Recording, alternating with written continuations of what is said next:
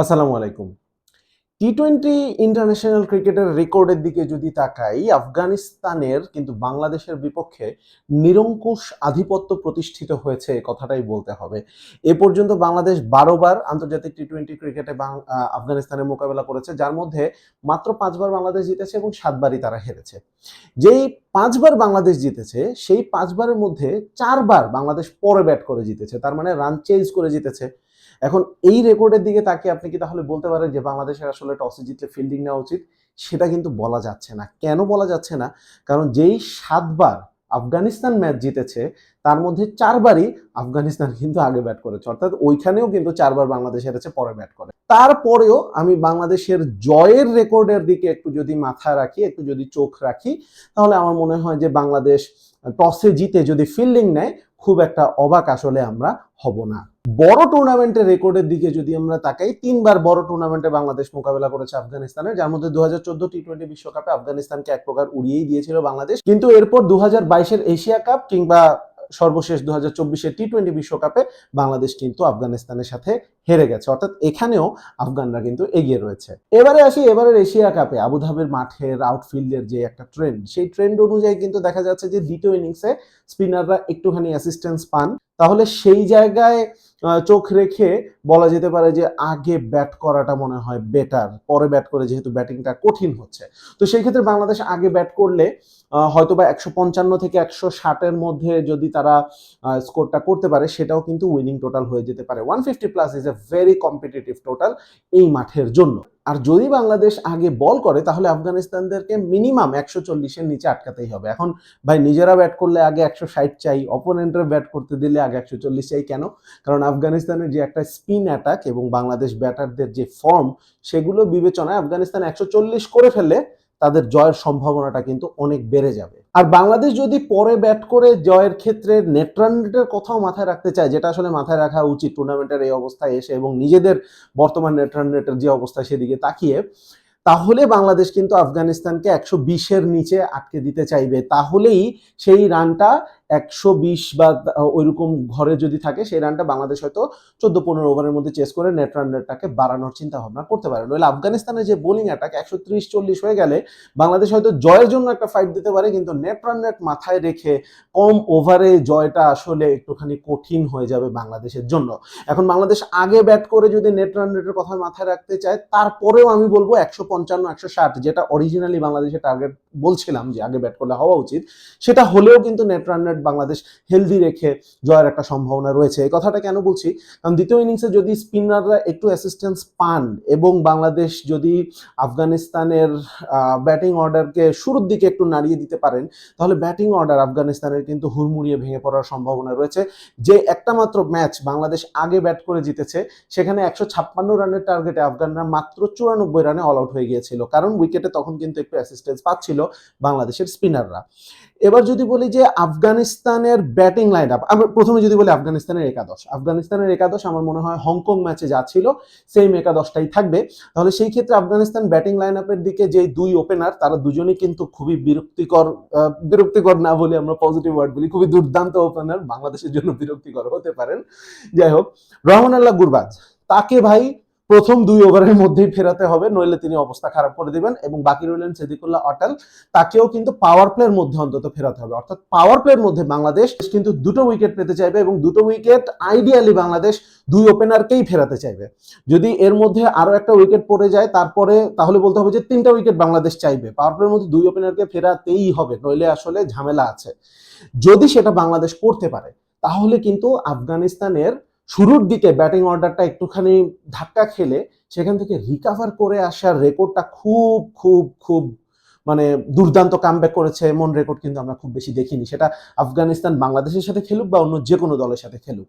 এরপরেও অবশ্য আফগান মিডল অর্ডারে মোহাম্মদ নাবি এবং লোয়ার মিডল অর্ডারে আজমাতুল্লাহ ওমরজাই রয়েছেন, যারা আসলে নিজেদের দিনে যে কোনো প্রতিপক্ষকে যে কোনো বোলিং অ্যাটাকে গুড়িয়ে দিতে পারেন। তারপরেও ইনিশিয়াল ধাক্কাটা বাংলাদেশ বোলারদেরকে কিন্তু দিতেই হবে আফগান ব্যাটিং লাইন আপে। আফগানিস্তানের বোলিং ডিপার্টমেন্টের দিকে যদি তাকাই, সেটা কিন্তু ব্যাটিং এর চাইতেও শক্তিশালী। অবশ্যই পেস ডিপার্টমেন্টে ফজল হক ফারুকী রয়েছেন এবং তার সাপোর্টে যারা থাকবেন করিম জান্নাত এবং আজমাতুল্লাহ ওমরজাই, তাদেরকে হয়তো বা আপনি বলতে পারেন যে আফগান বোলিং এর একটুখানি উইকলিং, যদিও Omarzai is a fantastic bowler, Karim জান্নাতের তুলনায়ও বেটার বোলার এবং তিনিও কিন্তু খুব ক্রুশিয়াল ব্রেক থ্রু এনে দিতে পারেন। তারপরেও আপনি আসলে ফারুকের কথা তো বললামই, তাদের স্পিনের দিকে যদি তাকান এই দুজনকে একটু পিছিয়ে রাখতেই হবে, কারণ স্পিনে কে রয়েছেন? মোহাম্মদ নবী, নূর মোহাম্মদ, গজনফর এবং হচ্ছেন অবশ্যই রাশিদ খান। তো এই চারটা ওয়ার্ল্ড ক্লাস স্পিনারকে সামলানো কিন্তু কোনো চারটিখানি কথা না। আর এরকম চারজন বোলার যখন আপনার টিমে থাকবে তখন কিন্তু 20 ওভারের মধ্যে 13 থেকে 16 ওভারই কিন্তু আপনি তাদেরকে দিয়ে করাবেন, অর্থাৎ একটা মেজরিটি সময় কিন্তু এই স্পিনারদেরকে সামলাতে চলে যাবে বাংলাদেশি ব্যাটারদের। এখন এই স্পিনাররা এমন স্পিনার, এখন তাদেরকে উইকেট না দিয়ে আমি খেলে দেখে দিব এই স্কোপটাও আসলে, কাউকে পিক করে মারবো এই স্কোপটাও আসলে খুব কম। তো এই জায়গায় আপনারা বাংলাদেশ ব্যাটাররা কি করতে পারেন সেটা হচ্ছে যে হয়তোবা স্ট্রাইক রোটেশনের উপর মনোযোগ দেওয়াটা এখানে জরুরি। 1 রান 2 রান বড় মাঠ, একটা সাইড হয়তোবা বাউন্ডারি ছোট থাকতে পারে, সেটাও আপনি টার্গেট করতে পারেন। তো যখন আপনি ডট বল কমিয়ে দিবেন, যখন আপনি বাউন্ডারি হিটিং বাদেই 1 রান 2 রান করে রান রেটটা বাড়াতে থাকবেন, তখন কিন্তু বোলাররা মাঝে মধ্যে একটু ঘাবড়ে গিয়ে শর্ট বল দিতে পারেন, লুজ বল দিতে পারেন, ফুল টস দিতে পারেন, সেখানে আপনার কিন্তু বাউন্ডারিগুলো আদায় করে নিতে হবে। বাংলাদেশের একাদশের দিকে যদি আমরা তাকাই, আমি অতি অবশ্যই তাসকিনকে চাইবো। তাসকিনের সাথে পেস বোলিং ডিপার্টমেন্টে মুস্তাফিজুর রহমান এবং তানজিম সাকিবকে দেখতে চাইবো। তানজিম সাকিব আবুধাবির এই পিচে তিনি দুর্দান্ত হবার কথা এবং দুর্দান্ত হচ্ছেন এখন পর্যন্ত, যতটুকুই বোলিং করেছেন। জোরে বল করতে পারেন, হিট দ্য ডেক বল করেন, আবার একটুখানি স্কিডি নেচারের বোলার তিনি, তো বল নিচেও হয়ে যেতে পারে, ভালো বাউন্স আদায় করে নিতে পারেন। সো তানজিম সাকিব অবশ্যই একটা ভালো অপশন রয়েছে। তৃতীয় অপশন হিসেবে যেমন বলতে পারি, আবার এটাও বলতে পারি তাসকিনের সাথে নতুন বলও তিনি শেয়ার করতে পারেন। এবার আসি হচ্ছে স্পিনে শেখ মেহেদী থাকছেন। রিশাদের ফর্মটা ভালো না, তবে রিশাদের ফর্ম বিবেচনায় না আনলেও আফগান ব্যাটিং এর দিকে যদি আমরা তাকাই, সেখানেও কিন্তু দেখবো যে ওই ওপেনিং এ সিদ্দিকুল্লাহ অটল বাদে বাকি সবাই কিন্তু ডানহাতি batter. So Nasum Ahmed is a must. তাহলে শেখ মেহেদী, নাসুম আহমেদ আর হচ্ছে শামীম পাটোয়ারের part time of spin. Batting অর্ডারে এক তাওহিদ হৃদয়ের জায়গাটা নিয়ে কিন্তু বিতর্ক এখন খুব জোরে সোরে হচ্ছে। তাওহিদ হৃদয়ের জায়গায় আপনি এটাও বলতে পারেন যে তাওহিদ হৃদয় কেন, ইমন এবং তামিমের কথাও তো আপনি বলতে পারেন যারা ফায়ার করতে পারছেন না। কিন্তু ইমন তামিম এশিয়া কাপের আগে তারা যে ব্যাটিং ফর্ম দেখিয়েছেন এবং তাদের দুজনেরই যে ব্যাটিং সক্ষমতা, সেটা বিবেচনায় এই মুহূর্তে আসলে তাদের উপরে আপনি ট্রাস্ট করতে চাইবেন এবং তাদের মধ্যে একজনও যদি টিকে যায় তাহলে কিন্তু বাংলাদেশের জন্য অনেক একটা বড় পজিটিভ হবে। আর বাংলাদেশের ব্যাটিং লাইন আপের দিকেও যদি আমরা তাকাই, আসলে টপ অর্ডারে যে তিনজন, লিটন ভালো ফর্মে রয়েছেন, তামিম এবং ইমন, এই তিনজনের মধ্যে অন্তত দুজনকে আজকে আসলে ইনিংসটাকে বড় করতে হবে। লিটনকে হয়তো বা অ্যাঙ্কর রোল প্লে করে শেষ পর্যন্ত খেলতে হবে। লিটন অ্যাঙ্কর রোল খুব ভালো প্লে করতে পারেন, কারণ ইউজুয়ালি তিনি ডট বল খুব বেশি দেন না। তো তামিম বা ইমন একজন যদি একটা বড় বিধ্বংসী ইনিংস খেলে ফেলতে পারেন, সেটা বাংলাদেশের জন্য অনেক বড় একটা পজিটিভস হবে। এবার যদি আবারও সেই তাওহিদ হৃদয়ের প্রসঙ্গে ফিরে আসি, তাওহিদ হৃদয়ের জায়গায় দুজন রয়েছেন যাকে টিম ম্যানেজমেন্ট ভাবতে পারেন, সাইফ হাসান এবং সোহান নেদারল্যান্ডের সাথে একটা ম্যাচ খেলেছেন, শেষ ম্যাচটাতে তিনি ব্যাটিং এর অল্প বিস্তর সুযোগ পেয়েছেন, ভালোই করেছেন। কিন্তু আপনি যদি আমাকে জিজ্ঞাসা করেন, প্রথমেই বলে নিই, টিম ম্যানেজমেন্ট হয়তোবা হৃদয়কেই খেলাবেন, কিন্তু হৃদয়কে যদি না খেলানো হয়, আমাকে জিজ্ঞাসা করলে আমি বলবো Saif Hasan is a better option হৃদয়ের জায়গায় সোহানের চাইতে। কেন?